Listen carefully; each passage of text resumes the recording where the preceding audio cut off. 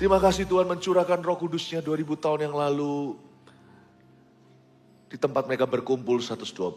Sehingga hari ini kami mengalami berkat Pentakosta. Kami menjadi gereja yang menikmati karismata, yaitu kasih karunia dan kuasa Allah yang Tuhan berikan dengan cuma-cuma. Karena pengorbananmu membuka tirai itu, sehingga hadiratmu keluar sampai ke kehidupan kami. For that, thank you. Makasih Tuhan.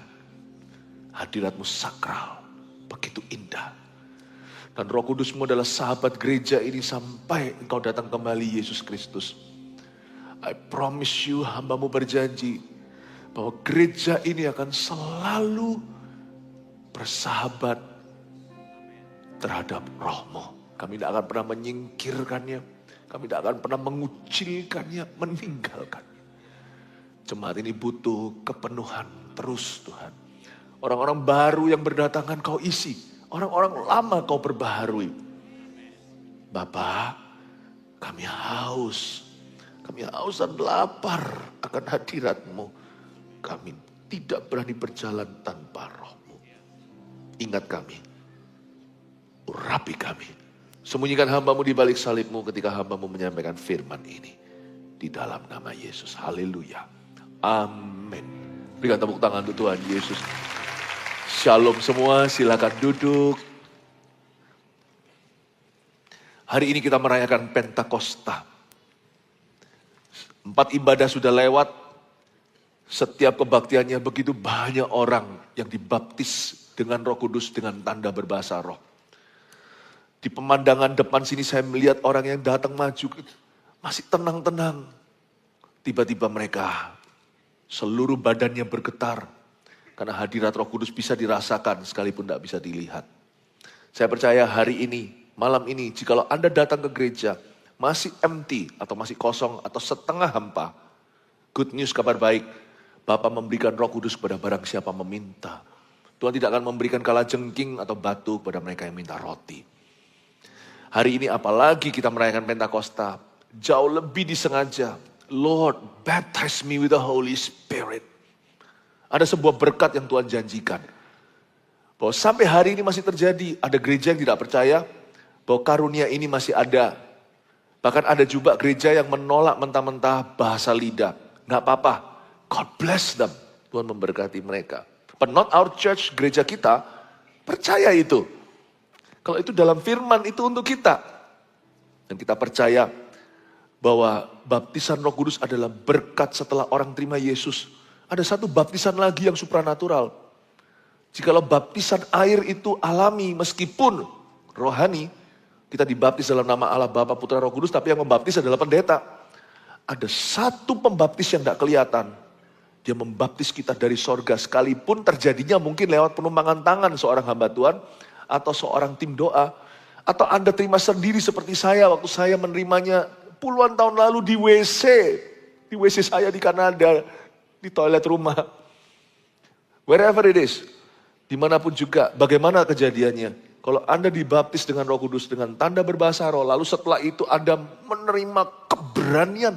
Belum pernah Anda miliki seperti itu. Seolah-olah Anda keluar dari personality atau kepribadianmu. Siapa ini yang memberiku berani? Sehingga saya berani bersaksi. Seperti ada kuasa. Hidup Anda terbuka satu dimensi baru. The things of the Spirit. Perkara-perkara roh yang dahulu asing. Dahulu bagi Anda, tidak familiar sama sekali. Sekarang mulai terjadi. The things of the Holy Spirit. Hal-hal dari Roh Kudus mulai kejadian di hidupmu. Kanan kirimu dijamah dan sebagainya. Ada dimensi baru. Berarti baptisan Roh Kudus diberikan kepadamu. Dan kita tahu yang membaptis itu Yesus.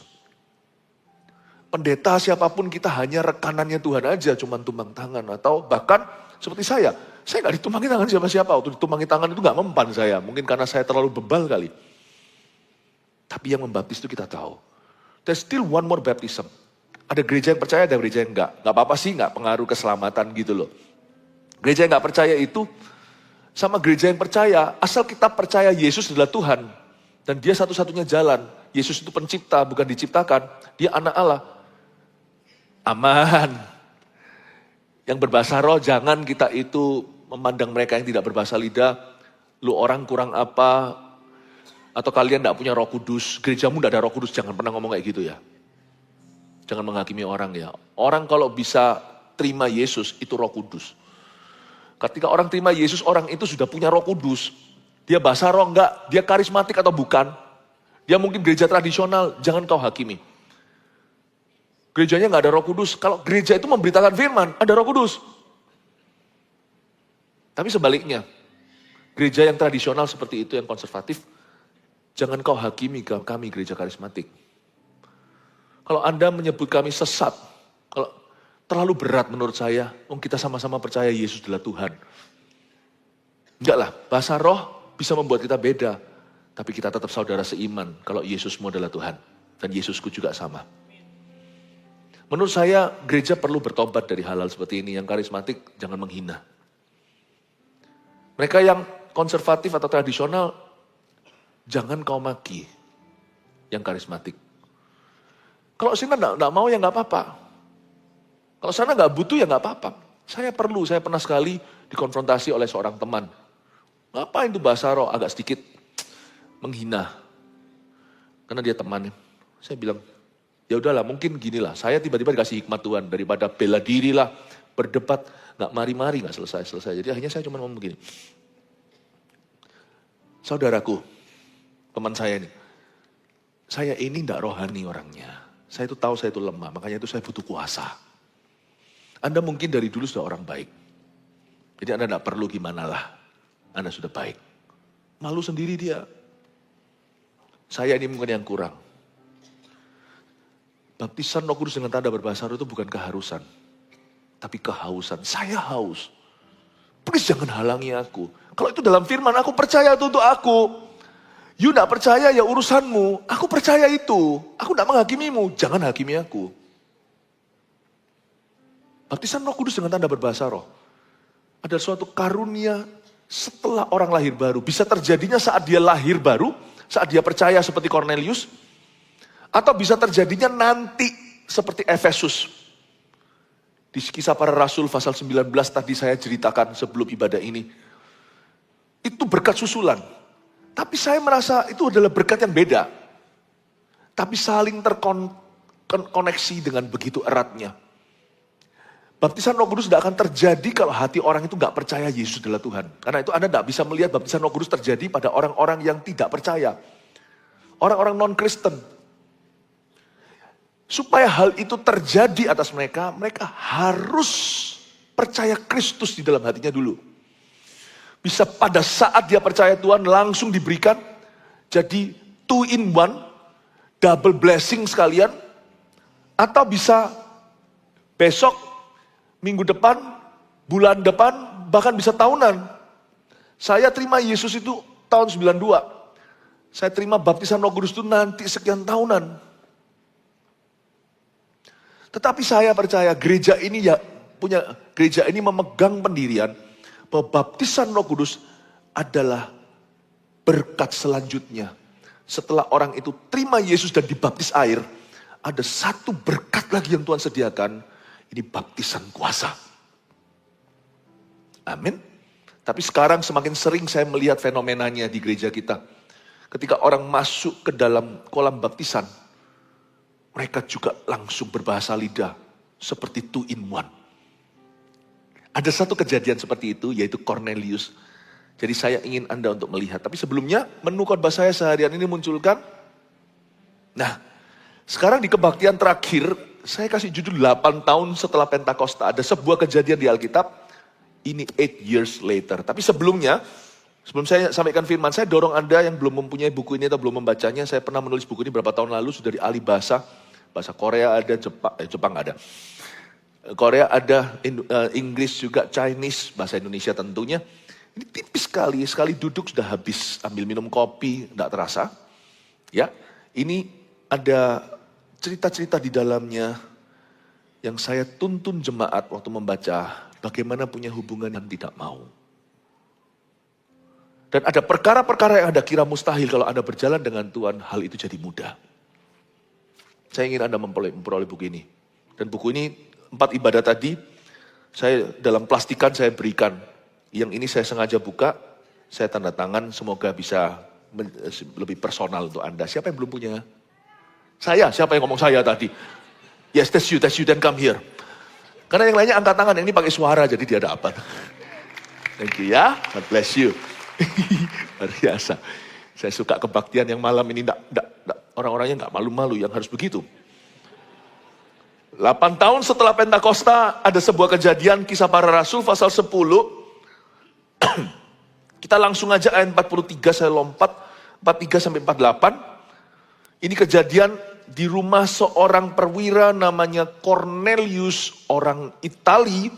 Ayat 43 bunyinya begini, tetapi tentang dialah semua nabi bersaksi bahwa barang siapa percaya kepadanya, ia akan mendapat pengampunan dosa oleh karena namanya. Ini Petrus sedang berkhotbah. Lalu ini yang terjadi ayat 44. Ketika Petrus sedang berkata demikian, turunlah Roh Kudus ke atas semua orang yang mendengarkan pemberitaan itu. Wow, semua bilang wow. Memang ini wow, luar biasa. Dan semua orang percaya dari golongan bersunat yang menyertai Petrus tercengang-cengang. Itu wownya mereka. Karena melihat bahwa karunia Roh Kudus dicurahkan ke atas bangsa-bangsa lain juga. Sebab mereka mendengar orang-orang itu berkata-kata dalam bahasa roh dan memuliakan Allah. Lalu kata Petrus, bolehkah orang mencegah untuk membaptis orang-orang ini dengan air sedangkan mereka telah menerima Roh Kudus sama seperti kita? Lalu ia menyuruh mereka dibaptis dalam nama Yesus Kristus. Kemudian mereka meminta Petrus supaya ia tinggal beberapa hari lagi bersama-sama dengan mereka. Lompat pasal 11 ayat 15 dan 16. Dan ketika aku mulai berbicara, ini Petrus lagi cerita sama gereja di Yerusalem. Ketika aku mulai bicara, turunlah Roh Kudus ke atas mereka. Dia bercerita, sama seperti dahulu ke atas kita. Dia ngomong sama para rasul-rasul yang lainnya. Maka teringatlah aku akan perkataan Tuhan. Yohanes membaptis dengan air, tapi kamu akan dibaptis dengan Roh Kudus. Kejadian yang Anda baca barusan ini adalah 8 tahun setelah Pentakosta pertama di loteng Yerusalem itu. 8 years later, terjadi another Pentecost, terjadi Pentakosta lagi.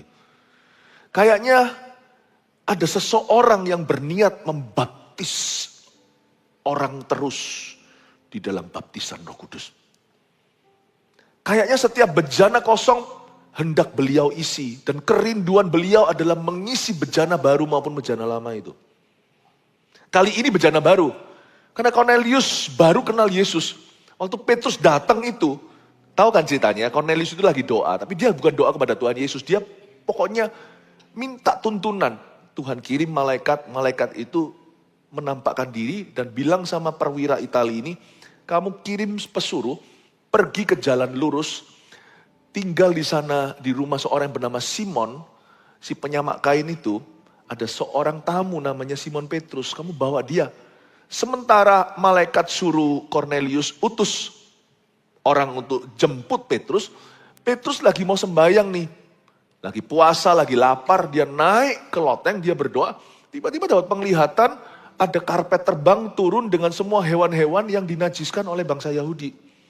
Gak boleh dimakan. Lalu habis itu ada suara, sembelihlah dan makanlah. Dan Petrus berkata, gak mau ah. Padahal Tuhan yang suruh dia gak mau. Begitu kuatnya tradisi. Allah bekerja aja, bergerak kalau hati kita hanya tradisional. Kalau hati kita tidak sungguh-sungguh merangkul Injil sepenuh atau full gospel itu. Kita terbiasa dengan cara lama. Tuhan pun kita tolak. Padahal Tuhan yang bergerak. Singkat cerita Tuhan bilang sama dia, sembelih dan makanlah. Jangan panggil najis apa yang telah ku halalkan. Ada 2 orang datang di pintumu. Kamu ikut sama dia, jangan ragu. Pergilah, singkat cerita, ini dia. Waktu Petrus masuk, dengar ada apa ini? Cornelius cerita, Petrus berkata, sekarang aku tahu bahwa Allah menerima bangsa-bangsa lain. Ini belum pernah terjadi loh ya di gereja Yahudi. Gereja mula-mula Yerusalem itu cuma orang Yahudi totok. Paling-paling yang sedikit blasteran itu masih totok sih, cuman orang Yahudi yang bicara bahasa Yunani, tetapi tetap rasnya sama. Belum ada ras lain lah, katakanlah masuk dalam kerajaan sorga gimana. Petrus ini babat alas. Dan setelah dia khotbah gitu, ada sesuatu kejadian yang luar biasa, ayat 44. Ketika Petrus sedang berkata demikian, masih tengah-tengah khotbah. Ya enggak tengah lah, sudah 3/4 jalan. ketika Petrus sedang berkata demikian, turunlah Roh Kudus ke atas semua orang yang mendengarkan pemberitaan itu. Kejadian ini sebenarnya saya dulu waktu awal-awal lahir baru kurang ngerti. Gimana ya? Apalagi saya dulu kan belum dibaptis dengan Roh Kudus. Jadi tahun 92 saya baca ini ya cuma lalu gitu aja, saya nggak punya gambaran. Tapi setelah saya dibaptiskan Roh Kudus, bertahun-tahun silam, saya mengalami beberapa pengalaman yang mungkin saya bisa ceritakan. Tapi sebelum saya ceritakan pengalaman itu, lihat ayat 45, dan semua orang percaya dari golongan bersunat yang menyertai Petrus tercengang-cengang karena melihat bahwa karunia Roh Kudus dicurahkan ke atas bangsa-bangsa lain juga. Bagaimana mereka tahu kalau karunia Roh Kudus diberikan? Sebab mereka mendengar orang-orang itu berkata-kata dalam bahasa roh, ayat 48. Dan memuliakan Allah. Lalu kata Petrus begitu. Lalu kata Petrus berikutnya. Sebab mereka mendengar orang-orang itu berkata-kata dalam bahasa roh. Saya punya beberapa pengalaman seperti ini. Mungkin saya ceritakan sebagai gambaran. Saya kasih, mau yang mana dulu? Cerita dalam negeri atau luar negeri? Dua-duanya, ya oke, pasti. Ya sudah. Dalam negeri dulu. Saya pernah diundang oleh satu denominasi, cuman saya nggak bisa ngomong di depan sini karena saya rasa nggak etis kalau saya sebut nama. Dan kumpul di situ hamba-hamba Tuhan jumlah kurang lebih, katakanlah taruhlah 1000-an. Dan sebuah denominasi yang menurut itu yang sangat-sangat konservatif, bukan karismatik. Saya sendiri juga garu-garu kepala dan heran. Kenapa panitia undang saya? Apa mereka enggak tahu pelayanan saya? Ini terjadinya cukup lama yang lalu, jauh sebelum pandemi, jadi belum ada saat teduh bersama apa, tapi mereka pasti sudah tahu bahwa saya orang kegerakan. Saya orang revival. Saya sangat cinta Roh Kudus, ya mereka juga cinta Roh Kudus, mereka ngakunya gitu, cuman saya sangat-sangat terbuka. Singkat cerita, saya diundang untuk berada di dalam konferensi mereka. Salah satu person in charge atau koneksinya itu adalah orang yang sangat-sangat diberkati lewat pelayanan saya. Jadi saya diminta, menurut saya lumrah kalau orang diberkati, dia ingin kelompoknya diberkati. Tapi orang yang berpengaruh ini ternyata punya jalan terhadap hamba-hamba Tuhan. Tapi saya sudah diwanti-wanti dengan keras. Pastor Philip tidak boleh altar call. Tidak boleh tumpang tangan. Oke. Nah saya dilema nih. Mau khotbah kan bukan disarang sendiri. Jadi mereka yang buat peraturan. Saya bisa tolak atau saya bisa terima. Kalau saya terima saya harus ikut peraturan dulu. Saya nggak boleh kurang ajar kan. Saya nggak boleh nggak sopan kan. Datang ke rumah orang kan ada peraturan. Saya doa lagi. Kasih saya waktu untuk doa. Roh Kudus bilang sama saya, go. Jangan ragu, kau pergi dengan mereka. Oke. Saya bilang sama dia, kamu ngundang saya pasti tahu kan. Saya pasti akan kalau lihat ada orang-orang yang belum mengalami Roh Kudus gimana. Meskipun ya saya nggak klaim bahwa saya punya Roh Kudus sana enggak, sama-sama punya. Cuman ada satu dimensi kuasa baptisan Roh Kudus, the things of the Spirit, perkara-perkara Roh Suci yang belum terekspos. Mereka belum terekspos ke situ. Saya bilang saya pasti ngomong tentang itu, nggak apa-apa. Mereka rasa aman. Jangan altar call, jangan tumbang tangan. Oke. Naiklah saya. Nah kira-kira Anda tahu lah end story-nya gimana. Saya naik ke atas dan saya kalau menjelaskan sesuatu, saya jelaskan dengan logis. Saya jelaskan hari ini tentang bahasa roh aja dengan logis. Fungsinya apa segalanya. Saya bukan tipe orang, pokoknya Tuhan ngomong. Saya berusaha untuk selalu telusuri why-nya.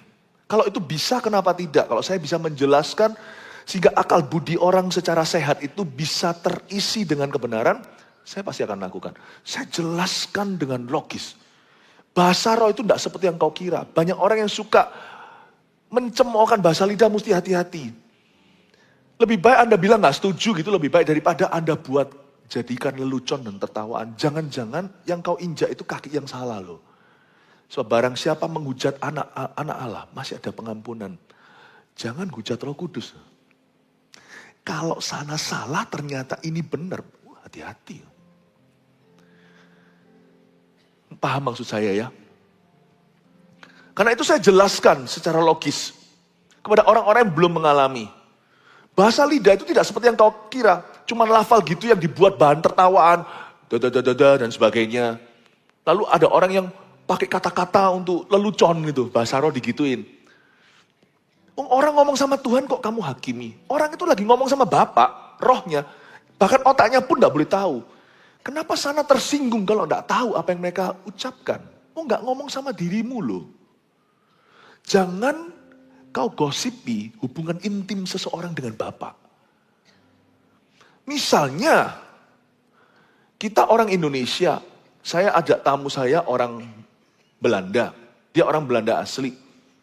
Lalu saya dengan istri saya ngobrol-ngobrol gitu, ngobrol-ngobrol bahasa Indonesia sama anak saya. Tiba-tiba dia di situ niru Indonesia.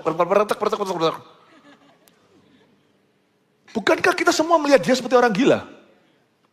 Saya punya teman Korea dulu waktu SMA. Saya pernah sekali, karena teman saya kan, jadi orang namanya teman kan kadang-kadang bercanda untuk masih SMA. Itu pun saya belum kenal Tuhan. Saya niruin orang Korea. Jadi zaman sebelum ada drakor K-pop itu. Dia nggak ketawa, dia pertama ketawa. Dia nggak ketawa, dia bilang, loh, it's a real language. Di sisimu dengarnya sama, tapi bagi kami itu alat komunikasi. Terus dia balas, nah baru setelah itu saya diam. Dia bilang, bahasamu juga nggak enak didengar. Saya bilang, gimana sih kira-kira kedengarannya? Kita orang Indonesia kalau ngomong itu cepat. Ya kan? Coba kalau kita ngomong seperti ini. Coba kira-kira orang bule, orang luar negeri gimana? Mereka kira-kira bisa gimana nangkapnya kalau kita ngomongnya seperti cepat ini? Coba bayangin kan, hari ini sudah makan belum? Sudah makan rawon belum? Kita makan soto enak nggak? Tadi kita makan apa? Minum apa? Es teh manis? Itu orang di sana tuh. Kita suka membuat lelucon apa? Bahasa Thailand. Tapi yang cang. Itu literatur yang sungguhan ada. Di balik itu ada kosakata, ada grammarnya. Just because you don't understand, jangan rasan-rasan lah. Itu membuat orang yang lagi berkomunikasi itu memandang Anda seperti orang gak waras. Aku gak ngerti apa lucunya. Bahasa Chinese juga seringkali dijadikan lelucon. Saya bisa bahasa Chinese. Saya tahu itu sophisticated, ribuan karakter. Ya. Jadi, bahasa apalagi? Bahasa Batak aja ada Batak Haro, ada Batak apa. Beda, kita yang tahunya cuma Horas, lebih dari itu bro. Lebih dari itu saudaraku. Bahasa Jawa, Krama Inggil. Waduh, luar biasa. Itu ada bedanya. Nah, pada waktu itu saya jelaskan secara logis. Bahasa roh itu ada artinya cuman bukan dari sisi kita untuk tahu, saya jelaskan secara ilmiah.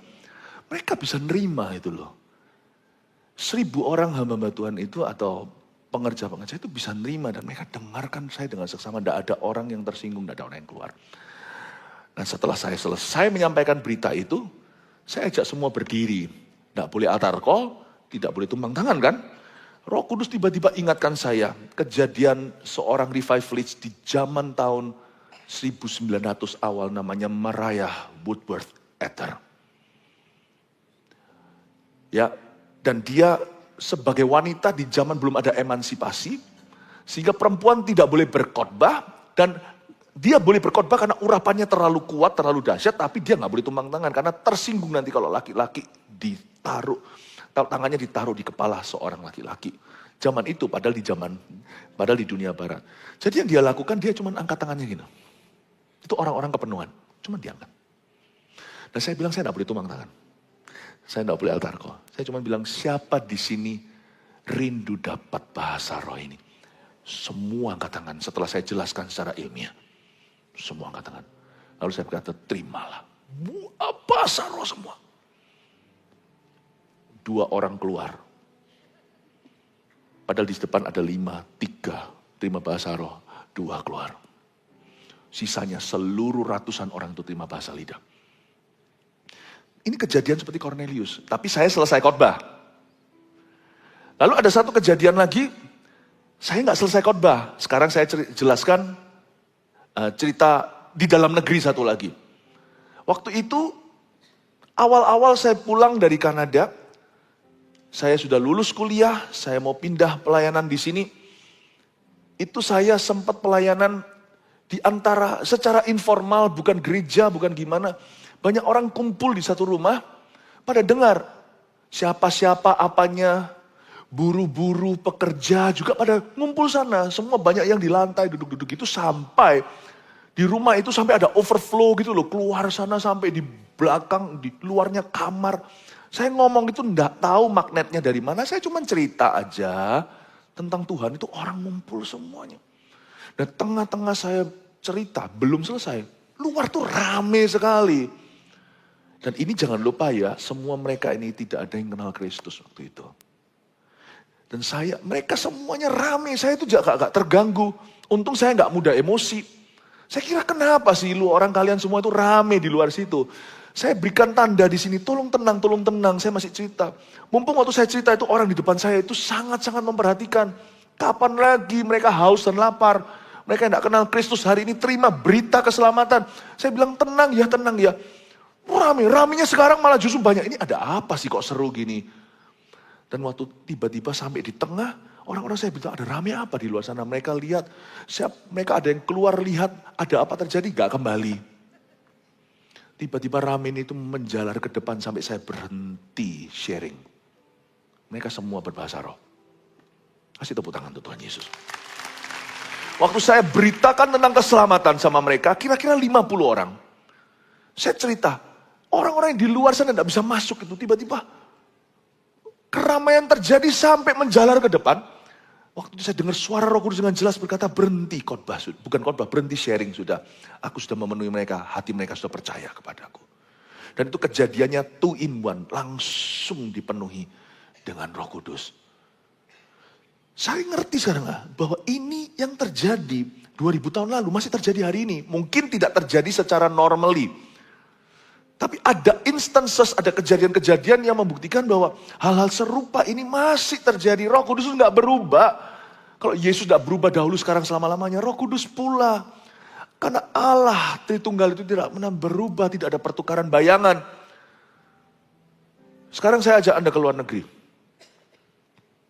Saya pergi diundang ini zaman-zaman dulu sebelum saya secara penuh menggembalakan sidang demikian rupa.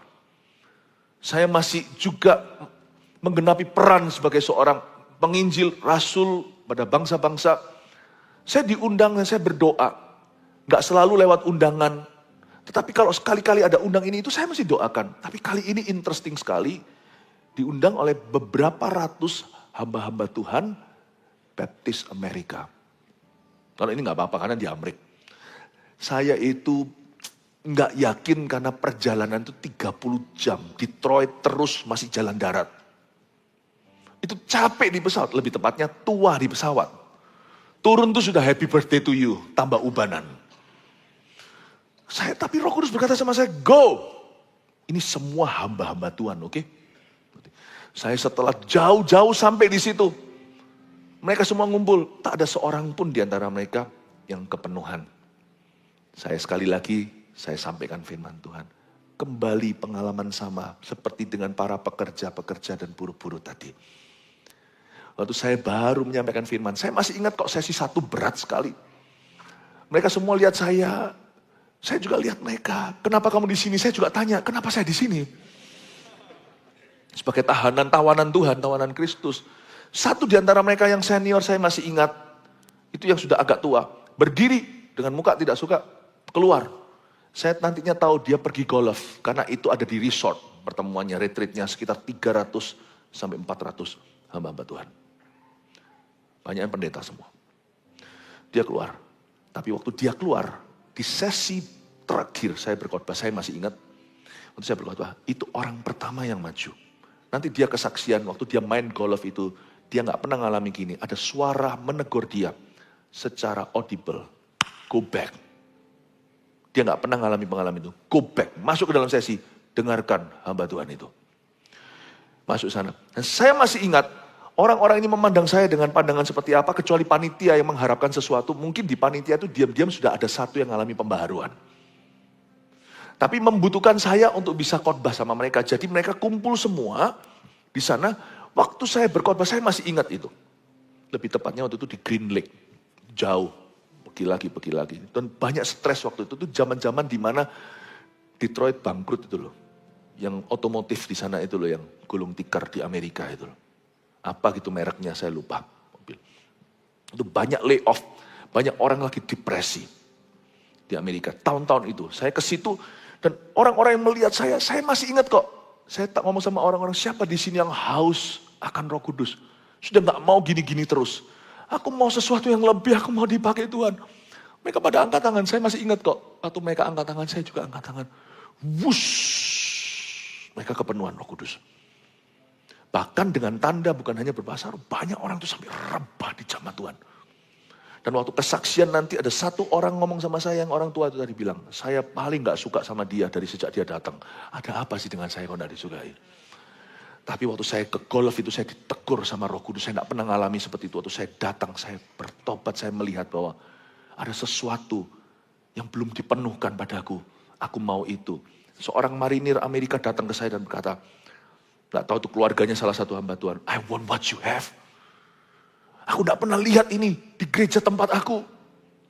I want what you have. Aku mau apa yang kamu punya. Saya doakan dia, marinir besar zaman lagi. Perang-perang itu, Amerika kirim troops kemana-kemana kan marinir dulu. Terus saya peluk dia, orang besar gitu, bam, seperti tisu. Dilawat Tuhan. Di zaman penuh Roh Kudus, saya dikasih oleh-oleh, susah lewat imigrasi. Saya nggak tahu saya taruh mana, saya nggak bawa atau apa. Saya dikasih peluru sama dia. Thank you pastor. Apa-apaan ini? Kasih saya peluru kosong sih. Tapi peluru sungguhan. Saya nggak mau bawa ini. Jadi itu adalah pengalaman yang berharga. Ini terjadi puluhan tahun yang lalu. My friend, let me tell you. Roh Kudus itu tetap sama di zaman Petrus seperti hari ini. Jangan Anda buta rohani. Dia adalah roh yang berkuasa. Dan dia rindu memakai Anda.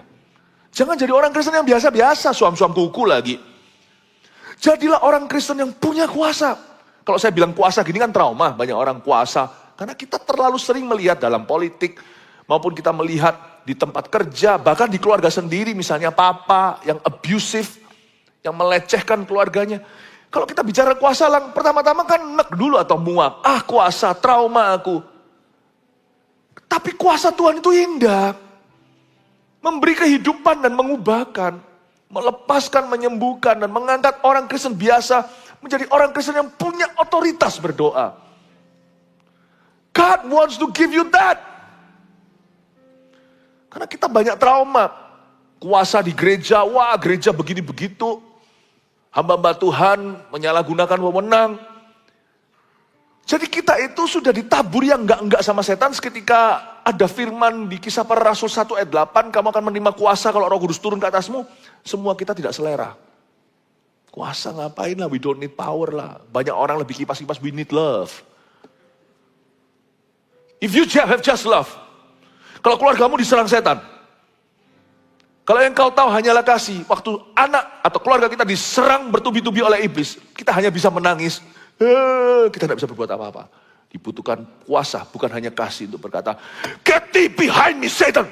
In Jesus mighty name. Pergi. Anyala. Di dalam nama Yesus.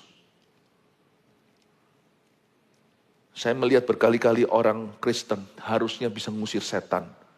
Bukan kita cari-cari, tapi kalau terjadi atau kejadian di tengah-tengah Anda. Jangan cari pendeta. Jemaat kita harus equip semuanya dengan Roh Kudus. Orang kelepasan seperti itu, kita cuma bisa nangis. Aduh, gimana.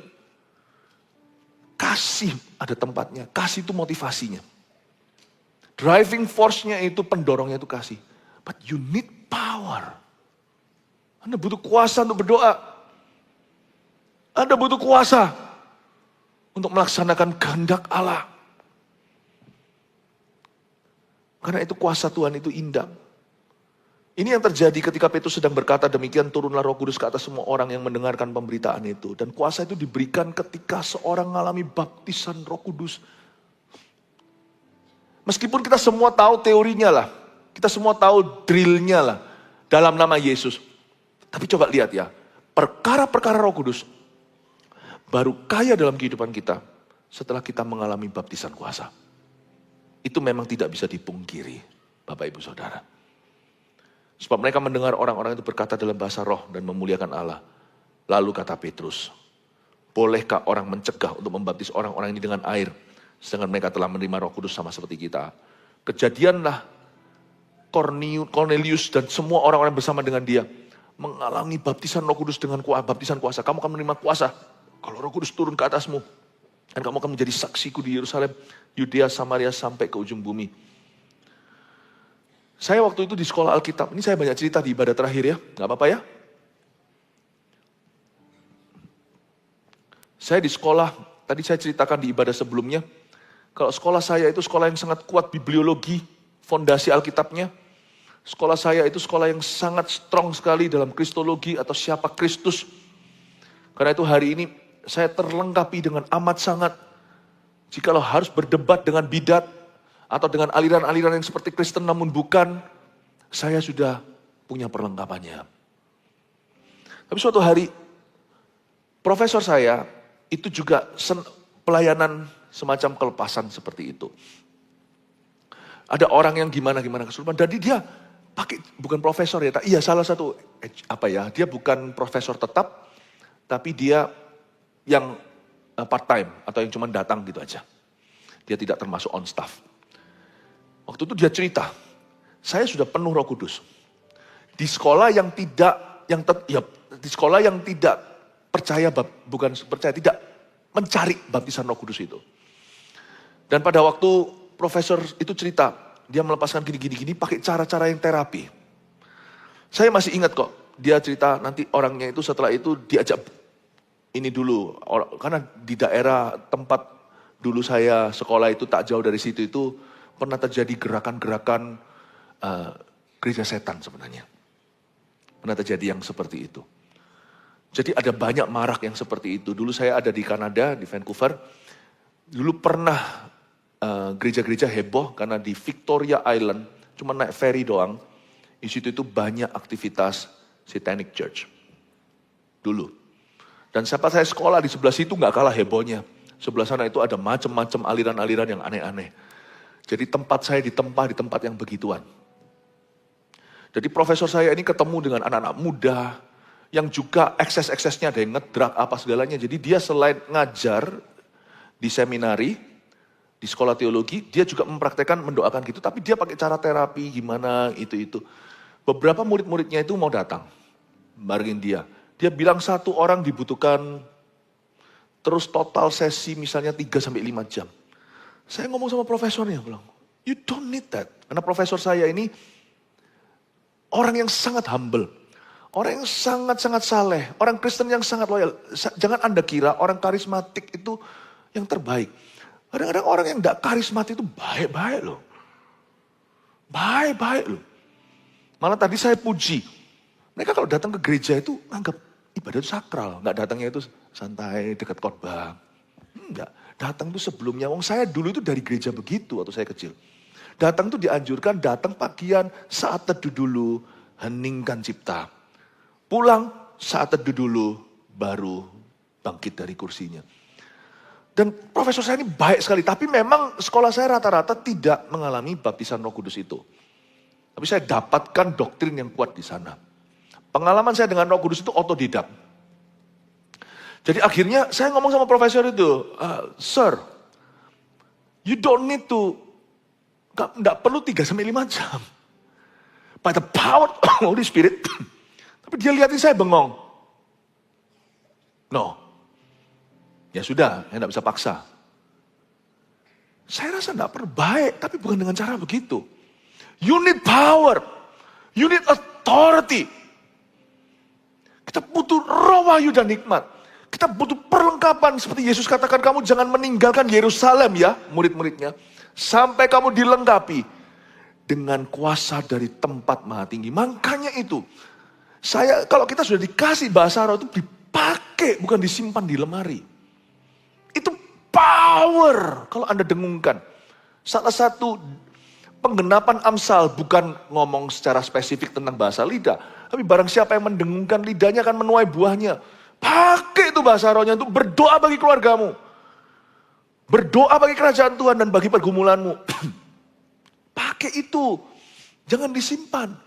Dan kalau Anda sudah dibaptis dalam Roh Kudus, yang membuat kenapa mereka tercengang, coba Anda lihat ayat 45, dan semua orang percaya dari golongan bersunat yang menyertai Kristus, menyertai Petrus, tercengang-cengang. Katakan tercengang-cengang. Karena melihat bahwa karunia Roh Kudus dicurahkan ke atas bangsa-bangsa lain juga. Tahukah Anda kenapa mereka tercengang-cengang? Karena Cornelius waktu percaya hari pertama langsung dapat karunia dan kuasa yang sama yang Tuhan berikan ke rasul-rasul. Hebat nggak? Waktu mereka itu melihat Cornelius dan kawan-kawan berbahasa roh, mereka tercengang-cengang. Karena mereka nggak percaya orang tidak bersunat non-Yahudi itu bisa masuk kerajaan sorga. Nggak cuman masuk, nggak hanya masuk saja, dikasih otoritas yang sama dengan rasul. Dalam berdoa loh ya, bukan dalam gereja. Kalau dalam gereja ada tatanannya. Dalam berdoa, dalam beriman, dalam bersaksi, kuasanya sama. Mereka tercengang-cengang itu karena mereka nggak bisa percaya. Orang kalau mau renang, apalagi kalau airnya dingin itu kan ecek-ecek kaki dulu. Ini belum apa-apa sudah langsung menyelam. Mereka itu takjub karena mereka mendapatkan the same power, kuasa yang sama yang diberikan ke rasul. Mereka tercengang-cengang karena bangsa lain yang mereka kira nggak bisa masuk kerajaan surga, bahwa Allah tidak menerima mereka karena mereka tidak bersunat. Ternyata dikasih the gift of the Holy Spirit. Ini statusnya bukan diakui. Kalau sekolah zaman kita kecil dulu, ini disamakan. Mereka kaget. You need power. Saya jadi ingat kalau saya dulu sih, ini sih, lugu-lugu, bodoh-bodoh, lucu dan dungu. Dulu saya waktu belum dibaptis Roh Kudus nggak ngerti. Kalau saya sih ini cuma cerita-cerita lucu aja. Ada terjadi kelepasan di gereja tempat saya beribadah dulu di Kanada. Ada siapa-siapa orang baru tiba-tiba mengalami kelepasan karena dia main kuasa gelap. Dia dari keluarga yang banyak belenggu. Waktu itu teman-teman kakak rohani semuanya itu mau pergi layani, saya mau ikut. Tapi saya belum dibaptis Roh Kudus, saya belum di-equip. Jadi saya ambil fotonya Tuhan Yesus. Yang satu ketuk pintu, yang satu apa saya taruh sini, nggak apa-apa. Nanti kalau sampai, ya namanya anak kecil ya, saya masih umur 18 waktu itu. Saya bilang, nanti kalau sampai setannya keluar, kalau berani-berani saya tunjukkan gini. You need a lot of metode, perlu banyak metode. Tapi baptisan Roh Kudus taruh kuasa itu inside you. Same power yang dikasih ke rasul-rasul. Same power. Makanya kalau Anda sudah berbahasa roh, jangan Anda gak kira, apa toh ini? Apa sih ini? Use it. It's a baptism of power. Itu baptisan kuasa untuk Anda berdoa, untuk Anda bersaksi, untuk Anda melayani. Tidak tentu kuasa itu berarti semua orang yang Anda pegang lalu rebah. Bayangin makan malam pegang anaknya rebah. Bukan itu, tetapi kuasa itu kuasa to change lives. Kuasa itu kuasa untuk melayani, melaksanakan kehendak Allah. Pakai. Ini yang membuat banyak gereja karismatik itu tidak berfungsi dan tidak beroperasi seterusnya. Karena setelah mendapat, masa orang dapat heavy duty tool, lalu masukin kulkas. Anda dikasih sesuatu yang dikasih kepada rasul. Doakan keluargamu. Join doa syafaat gereja. Berdoa untuk misi. Tujuan utamanya bukan mendoakan keluarga kita malah. Mendoakan misi Tuhan. Ya. Sebab mereka mendengar orang itu berkata dalam bahasa roh dan memuliakan Allah. Lalu kata Petrus, bolehkah orang mencegah untuk membaptis mereka dengan air. Sedangkan mereka telah menerima Roh Kudus sama seperti kita. Lalu Petrus menyuruh mereka dibaptis dalam nama Yesus.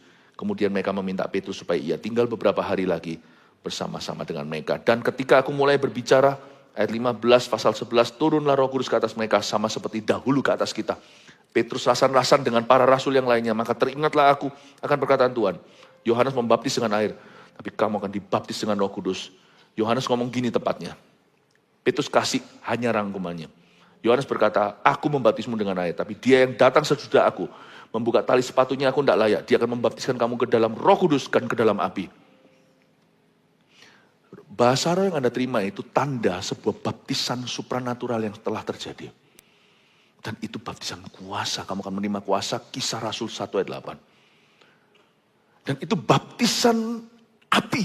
Bukan hanya api itu trial atau api itu ujian iman. Api di situ artinya api. The fire of the Holy Spirit. Setelah saya dibaptis Roh Kudus, saya masih ingat kok. Doa saya itu bisa lama. Dan bisa peka. Bahkan kalau ada roh jahat pun, seperti ada wewenang zaman setelah saya dibaptis Roh Kudus, saya masih ingat kalau saya mendoakan seseorang itu kok bisa ada lawatan. Oh ya, mungkin itu orang spesial, itu mitos. Baptisan Roh Kudus sama yang di dalam diri Anda sama dengan saya. Sama dengan yang ada di Petrus. Cuman kalau kita setia dalam perkara kecil sederhana ditambah sama Tuhan. Tapi kuasanya tetap sama. Baptisan Roh Kudus itu yang diberikan kepada Anda, itu diberikan kepada para rasul. Waktu kita melayani pelayanan kelepasan di Ungaran, itu pun gak saya cari-cari. Kalau orang cari-cari pelayanan kelepasan, something is wrong. Pelayanan kelepasan itu tidak perlu Anda cari. Kalau memang Anda terpanggil ke situ, itu yang akan mencarimu. Dan saya masih ingat kok, teman-teman tahu, nih Pastor Yohanes juga masih ingat waktu kita berdoa untuk orang yang kesurupan. Panas, panas. Saya gak pernah lu ngalami gitu. Dulu harus pakai fotonya Tuhan Yesus. You have to believe that. Saya tidak ajari Anda percaya diri. Saya ajari Anda percaya dan rely upon atau bergantung pada Roh Kudus. Tidak boleh minder. Kalau Anda sudah berbahasa lidah, your power is the same as my power. Sama. Tapi kita tetap bertanggung jawab untuk berbuah-buah. Makanya itu banyak orang karismatik setelah penuh Roh Kudus punya kuasa, tapi buahnya amburadul, ya nggak boleh begitu ya. Tapi orang non karismatik yang buahnya amburadul juga banyak. Tapi kalau Tuhan kasih kita kuasa, gunakanlah, jangan ditaruh di kulkas atau di lemari pakaian. Use it to pray.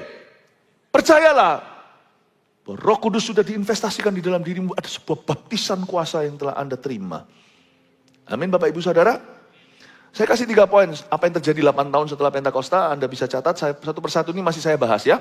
Saya belum selesai khotbahnya. 1, munculin dulu, membaptis dengan Roh Kudus adalah pelayanan supranatural Kristus yang berlanjut di dunia.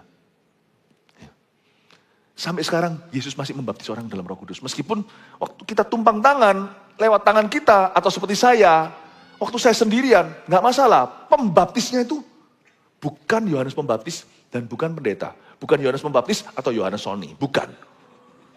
Pembaptisnya itu Yesus Kristus. Jadi ada satu pelayanan Yesus yang masih continue aktif dia lakukan secara pribadi.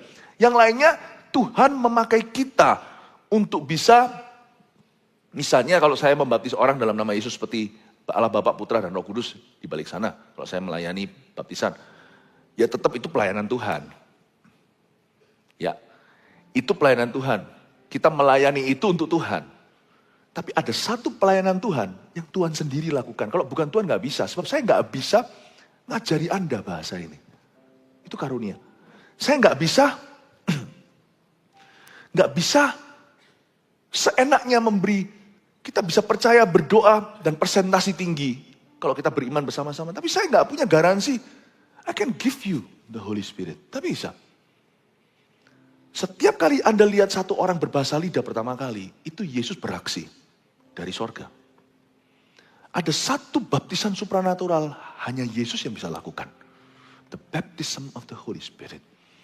Membaptis dengan Roh Kudus itu adalah pelayanan supranatural Kristus yang masih berlanjut di dunia. Ya. Makanya itu terjadi dan diulang-ulang kan, terulang terus kan. Saya tunjukkan ya, baptisan ini, kayaknya Tuhan Yesus itu berniat banget deh untuk membaptis orang dalam Roh Kudus. Baik itu secara individual maupun secara korporat. Saya kasih contoh ya, Pentakosta pertama itu terjadi di Yerusalem. Tapi rata-rata orang Yahudi yang bicara bahasa-bahasa lain. Misalnya orang Chinese. Di Indonesia bicara bahasa Indonesia. Orang Chinese di Malaysia bicara bahasa mana? Orang Chinese American, apalagi yang sudah lahir di situ, udah ngomongnya bahasa Inggris. Ya gitulah, tapi rasnya masih satu. Yaitu Yahudi waktu itu. Setelah kejadian itu ada kejadian kedua. Pentakosta yang terjadi di Samaria. Anda ingat? Kali ini yang dipakai oleh Tuhan adalah tangan Petrus dan tangan Yohanes. Padahal Filipus sudah ke situ memberitakan Injil, banyak orang sembuh, khususnya orang lumpuh. Kelepasan terjadi, tapi belum satu pun di antara mereka mengalami baptisan Roh Kudus kalau Anda baca. Padahal itu sudah terjadi Pentakosta di Yerusalem. Diutuslah dari gereja Yerusalem itu, gereja mula-mula, Petrus dan Yohanes untuk pergi ke Samaria. Dan di Samaria itu ketika Petrus menumpangkan tangan, mereka kepenuhan. sampai-sampai ada satu petobatnya Filipus, si penginjil itu, yang ikut-ikut dibaptis, tapi hatinya nggak sungguh-sungguh, ternyata dia adalah lalang dan di tengah-tengah gandum. Maka si Simon si penyihir itu, dia tawari Simon Petrus, berapa duit nih? Supaya aku bisa juga kasih orang Roh Kudus kayak kamu gitu, tumpang tangan orang ngalami manifestasi, ngalami kuasa, orang-orang terima bahasa lidah, aku juga mau, berapa duit? Dan Petrus ngamuk kan, Petrus dan Yohanes, marah dan berkata, enyahlah kamu dan duitmu, pergilah ke neraka kamu tidak ada bagian dalam pelayanan yang supranatural dan sakral. Tahu kan cerita itu? Kalau Anda perhatikan Pentakosta yang terjadi di Samaria, Injil sudah diberitakan, orang lumpuh sudah berjalan, kelepasan terjadi, tapi mereka belum kepenuhan. Apakah berarti mereka yang percaya Yesus tidak punya Roh Kudus? Punya. Tapi mereka belum mengalami satu dimensi baptisan kuasa yang mengubah mereka menjadi gagah perkasa dalam perkara-perkara rohani. Itu belum. Mereka jadi anak-anak Tuhan. Ada spirit sonship, ada roh anak Allah di dalam dirinya. Tapi mereka belum mengalami baptisan Roh Kudus, nggak ngubah Roh Kudusnya. Anda bahasa roh, sini enggak. Dua-dua kalau percaya Yesus adalah Tuhan, sudah ada Roh Kudus di dalamnya. Baptisan Roh Kudus itu enggak nambah Roh Kudus.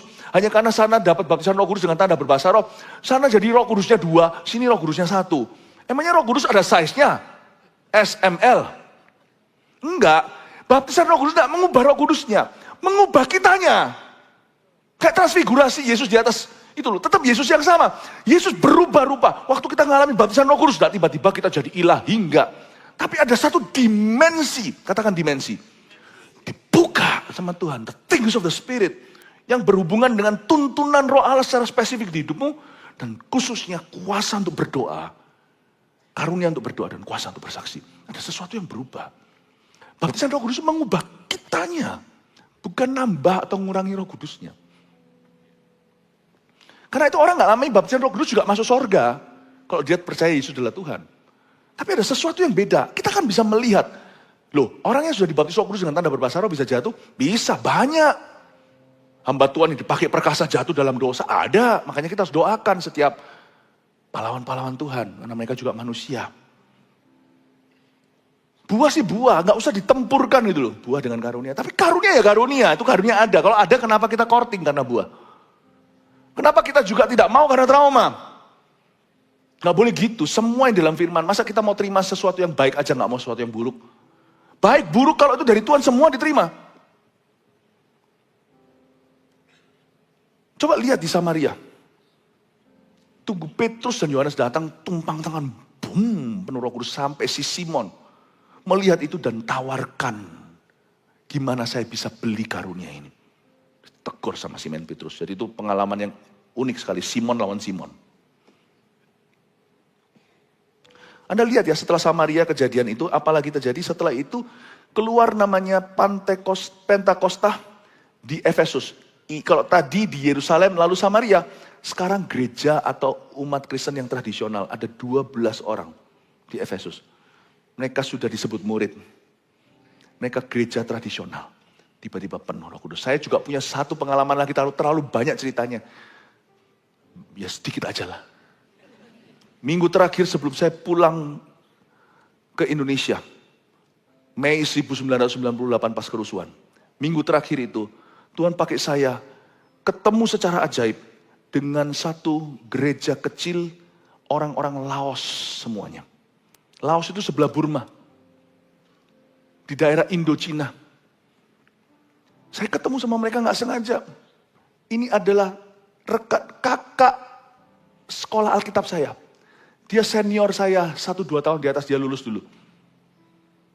Dan waktu dia ketemu sama saya itu, ngalami pengalaman ajaib.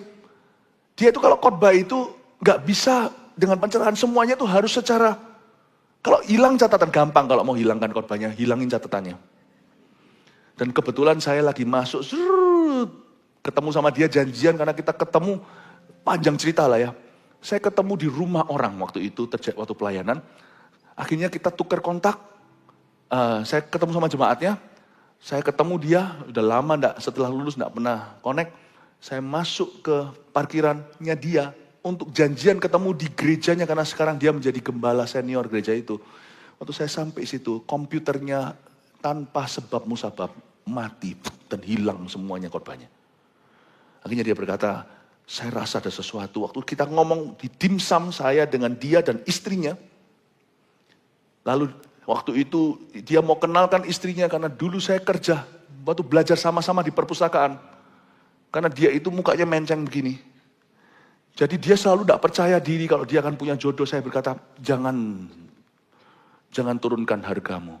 Saya berkata, Anda akan dapat jodoh nanti lulus. Sungguhan. Jadi dia mau terima kasih sama saya. Waktu itu support doa. Saya bilang sama dia, pasti ada jodoh. Pasti ada yang mau sama kamu. Jadi dia kenalin istrinya. Oh ya, ini semua orang-orang yang sangat-sangat konservatif. Makan sama-sama, istrinya nangis. Lalu ngomong sama istrinya, ngomong dalam bahasa Laos. Saya nggak ngerti itu bahasa bumbu. Lalu setelah ngomong seperti ini, tahu apa yang terjadi? Istrinya dia bilang, Phil, could you preach for me? Si Fongnya gini, could you preach for me? Kenapa? Istriku barusan dapat penglihatan, dia nggak pernah ngalami itu. Lagi makan dimsum, istriku dapat penglihatan. Pertama kali sampai dia nangis. Ada apa dengan kamu? Ya nggak tahu ada apa dengan aku cuma makan. Istriku melihat kamu khotbah di gereja kami, ada orang-orang maju. Nggak ada altar-kolan di gereja yang sangat liturgis. Nggak ada, semua terlalu teratur. Akhirnya apa yang terjadi? Ya sudah, minggu terakhir sebelum saya farewell, gak kembali lagi ke Vancouver, saya pulang ke Indonesia for good selama-lamanya. Itu saya berdiri di depan sekelompok orang-orang Laos. Dan saya ngomong sama mereka tentang Roh Kudus. Sabtunya saya ketemu di apartemennya dia. Berdoa bagi saya, cuci kaki. Mereka gak pernah ngalami yang namanya sakramen pembasuhan kaki. Saya basuh kakinya karena ternyata banyak konflik di antara mereka. Saya cuma dituntun Roh Kudus, saya basuh. Nangis semuanya. Lalu saya ngajar dari jam berapa ke berapa, 3-4 jam saya ngajar kisah para rasul sama mereka. Mereka tercengang semuanya lihat, ternyata kesembuhan masih ada. Ternyata Roh Kudus masih bekerja. Roh Kudus masih ada, dia tetap Tuhan. Tapi ternyata dia itu bisa senyata itu. Ngomong-ngomong saya ditepuk sininya sama satu orang tua. Kalau Roh Kudus ada, dia bilang, pray for me. Saya nggak tahu dia siapa. Saya buta mata kanannya. Waduh, setelah itu saya telan ludah saya. Tepat ketika saya menyampaikan firman tentang bagaimana Petrus menyembuhkan.